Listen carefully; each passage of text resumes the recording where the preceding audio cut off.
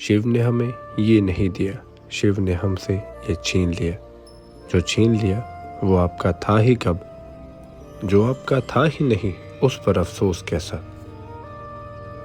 32वां अध्याय।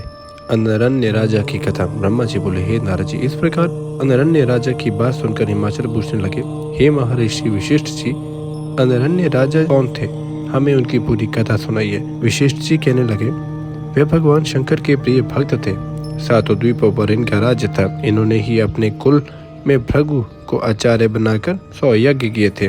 उनकी 5 रानियां थी, 100 पुत्र तथा लक्ष्मी के समान परम सुंदरी पद्मा नाम की एक कन्या थी। यह कन्या राजा तथा रानियों को बहुत प्यारी थी। राजा बड़े उदार आत्मा थे। एक बार सब देवताओं ने कहा, आप इंद्र के सिंहासन पर बैठकर स्वर्ग का राज्य करो, किंतु इन्होंने स्वीकार न किया।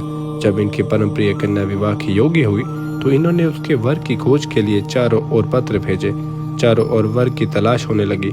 इतने में तब करके लौटते पिपलाद ऋषि ने वन में एक मनुष्य को अपनी स्त्री के साथ विहार करते देख लिया। ऋषि के मन में भी काम वासना जग गई। स्त्री किस प्रकार प्राप्त हो, यही विचार करते करते ऋषि अपने स्थान पर पहुंचे।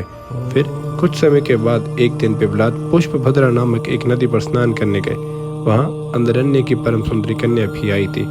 उसकी सुंदरता देखकर मोहित हो गए। ऋषि ने कन्या के आसपास खड़े हुए मनुष्य से उसका परिचय पूछा। उन लोगों ने हंसकर कहा, ये तो अनरण्य राजा की पद्मा नाम की कन्या है। आपका मन इस पर मुग्ध हो गया है क्या?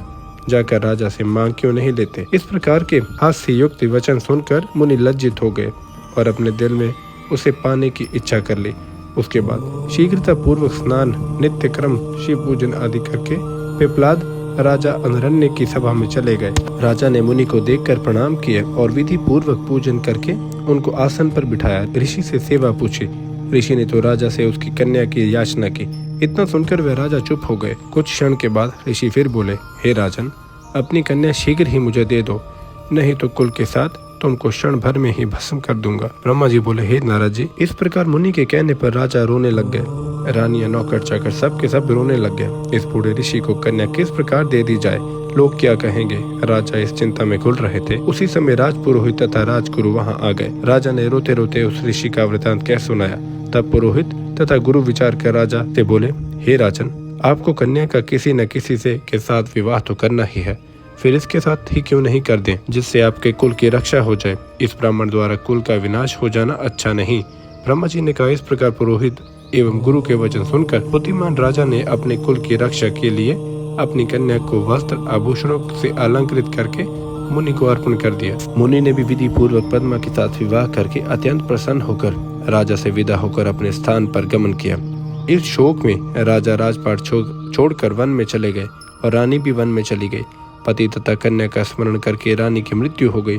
इधर घर में भी सारा परिवार, नौकर चाकर राजा के बिना दुखित हुए। राजा अनरण्य ने वन में जाकर तप करके भगवान शंकर को प्रसन्न किया और शिवलोक को प्राप्त हो गए। अनरण्य राजा के बड़े पुत्र कीर्तिमान राज्य करने लगे। वशिष्ठ जी ने कहा, हे हिमाचल राज्य, इस प्रकार अनरण्य राजा ने अपनी कन्या देकर अपना कुल, धन आदि सब की रक्षा कर ली।